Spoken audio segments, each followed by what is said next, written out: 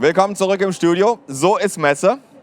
Man muss auch mal improvisieren können. Und Duncan, eigentlich wärst du zu dritt gekommen und du hast aber gerade gesagt, ich musste einem Kunden retten und da muss man dann auch mal Prioritäten setzen. Von daher lass uns in der verbleibenden Zeit, wir sind ein bisschen spät dran, lass uns trotzdem über Goldstar sprechen. Ja.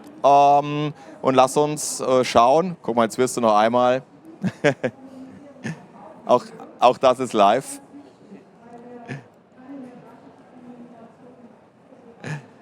Einmal die Technik, das ist dann, wenn wir improvisieren, dann ist auch mal das Mikro nicht an.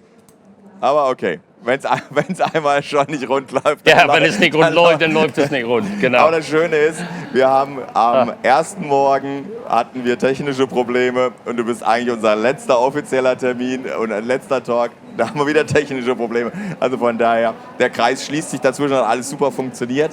Wir haben gerade gesagt, komm, lass uns die letzten paar Minuten nutzen, die übrig bleiben, über Goldstar zu sprechen, okay. Goldstar Europe.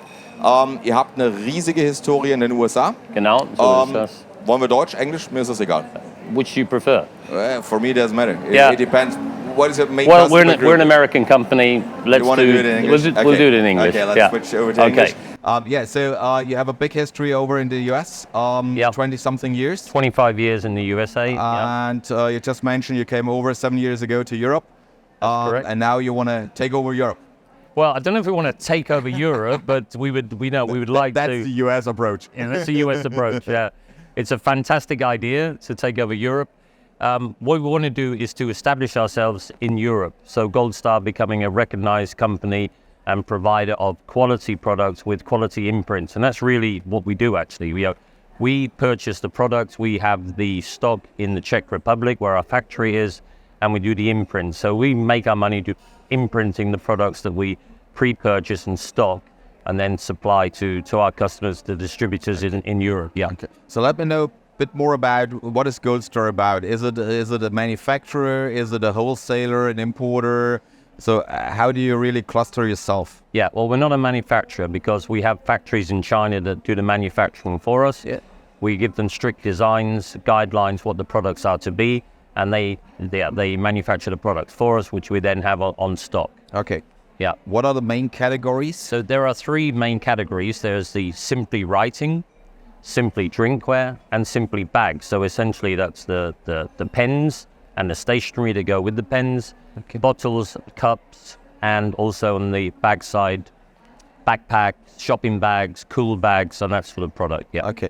Let's get back to PSI because we are on the PSI, and usually my opener is always talking a bit about PSI, and now we are at the end of the PSI, so more or less, it's an hour to go. How was it? It was excellent.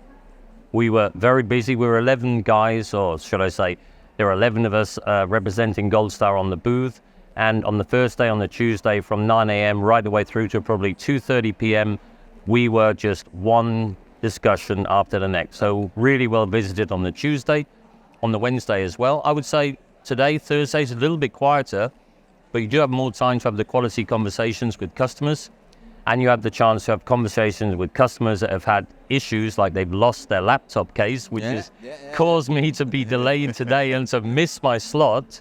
And thank you very much, Steven, for the opportunity to discuss Goldstar anyway, so I really appreciate that.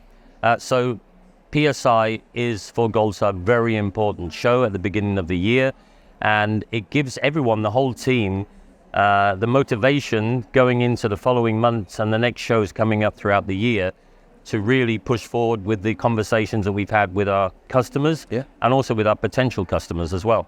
Okay, so you're international, PSI is also international. Exactly. So what do you think about how international was it, or is it? It was. I've known PSI for many years. I've visited PSI, and I would say it's more international now than it was just before COVID, especially for visitors from the UK and from the USA. There are lots of Americans at the trade fair. Yeah, appreciably more than there were, last year for sure. So the presence of US and UK visitors has increased. But obviously, there's still lots of visitors from other European countries. We've had visitors from Greece, from Portugal, from Spain, a couple of guys from China. So it is definitely an international trade fair, but still the Germans, Austrians, and Swiss are the core of this. Yeah. Okay, so your main target is to grow Goldstar in Europe? Absolutely. That's the target for you? That's the target. And your sales team, so I think we met roughly a year ago. Exactly. First time. Yeah. So what do you say it's the main reason to really go with Goldstar? So what are the main aspects to say, yeah, let's go with us because we're doing it better, whatever, we are faster, etc., etc.? I wouldn't say we do it better because there are some fantastic companies out there, fantastic suppliers that have fantastic products. So I think every company has its niche, so they're going for particular customers. And our biggest selling point is the personal contact to the sales team. Yeah, so our inside sales, our field sales teams are very communicative. We deal with every problem with the same priority, whether it's a customer who has a massive revenue with us to a new customer. So everyone is treated exactly the same. We're very responsive and we answer questions. We don't leave people hanging. But I also think the most important factor is the quick imprint time and the quick delivery time. We're going from Pilsen in the Czech Republic to Germany. Sometimes we have next day deliveries. On certain products, for example, pens with laser engraving, we're getting orders on Monday and they're delivered on the Friday. So that is the biggest selling point on that, but also is the value proposition with Goldstar. And the value proposition is the fact that the products, the prices that the customer sees on the website are the prices, including the product, including setup, including the imprint, and including delivery. So it's very easy to calculate. You see the price of 80 cents for a pen, that is the price, including everything delivered to the customer as well. Okay. What is the best selling item? So what is your favorite one? Let's say the other way around. My favorite item since Monday, because we have a very new product at the trade fair, it's called Coastal Threads. And it's 3 different backpacks, a cooler bag, and a smaller bag you can put on the shoulder or around the waist. And these bags are manufactured from a thread that comes from bottles that would have ended up in the ocean. So it's a very, in the USA we have the ocean bottle, and in Europe we now have coastal threads. So these products are manufactured with effectively plastic bottles that would have ended up in the ocean. And these are certified as well. It's called Reprieve, the system that is used, REPREVE, Reprieve. And it's a certified system. And when a customer receives his order of bags, backpacks, he receives a certificate which shows that this is manufactured from exactly these bottles. Okay. And something is going back to these countries to improve their recycling methods. Because often the countries where the bottles end up in the ocean are the countries that have no recycling system. Yeah. Okay, so Coastal Threads really is my favorite. It's really proven. Yeah. Okay, because that's, I think, the main issue when we talk about all these ocean plastic material stuff. No one knows where it comes from. Yeah. If it's real, whatever ocean plastic means. Yes. And I think that's also something, whatever we talk about, it is sustained in any kind of way that you really have to prove. And in the future, you have to. Yeah. So at the moment, it is more or less, okay, you can do. But in the future, European Union will ask for, okay, if you say it is green, it is green. Yeah. And you have to prove it in a written way and in a certificated way. So this is something, okay, sounds cool. Yeah. What else? Well, what are the best-selling ones? Well, I mean, in Europe, we've had bags and drinkware really for about 3 or 4 months that we've offered them to the customer. So pens is where we come from. And our best-selling pen is the Bowie pen. Yeah, the Bowie is a ballpoint soft-touch pen, which we sell in great numbers. That is the most popular product. But we're also developing lots of new products, new pens, lots of gel pens instead of ballpoint pens. They're quite popular as well. And obviously, moving towards the sustainability, we have some bamboo pens. We have pens that are made from cork and recycled plastic. And all of this is certified. So as time goes on, we have more and more products that are sustainable compared to what we did maybe 2 years ago. And I think lots of companies are moving in this direction. But as you said, Stephen, the most important thing is that the fact that it's certified as well. Yep. You don't just say this is made from recycled whatever, but this is made from a recycled bottle, or it's made from recycled cotton. And that is also very important as well, because people want bags made of cotton, but recycled cotton is much more sustainable than just cotton itself. We're looking to introduce a lot of new products where in the manufacturing process less water is involved, so we're saving water in the process as well. So sustainability is a very high priority for Goldstar. Okay. You're a US-based company, so where do you and how do you develop new items? Is it mainly based out of the US, or is it in the meantime because you want to get stronger in Europe, and Europe is a different market? Yes. Is it European-based? Is it a mixture of? Well, we have a purchasing and design director, head of Smart. She's responsible for new products, and she's based in Europe. And obviously she spends a lot of time in China because that's where the majority of our products come from. We have a few products from the USA, but I would say the very large majority of the products we purchase from China. And China must also conform with the same regulations for sustainability for the products that are recycled materials. So she's involved with the design of new products. And we're actually quite proud because when we bring out a new product, if it's a very good product, often other companies copy the product as well or bring out similar products. So that's something we're looking at, and we're looking to bring products separate for the European market to the US market. So everything that's available in the US is not essentially always suitable for the European market. Makes sense. Makes sense. So that's and the other way around. And the other way around as well. Yeah. Okay. Yeah. Is the let's say the assortment, the collection in the US, is it much bigger? Is it the same, just a bit different in detail, or?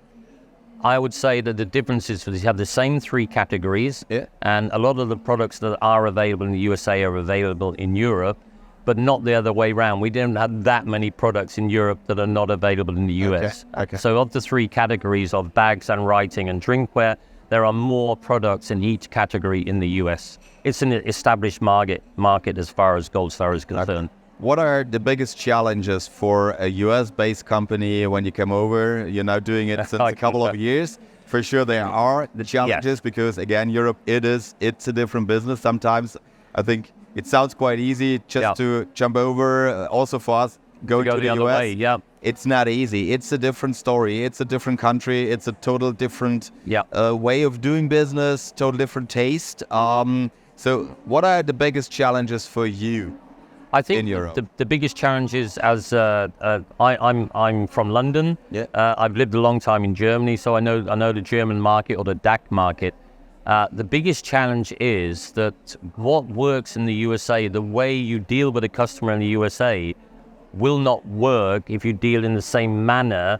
I would not say it's less respectful. What I'm saying is that the American way of doing things, you can't just take it and put it in Germany and deal with the customers in the same way. They want to be dealt with in a different way.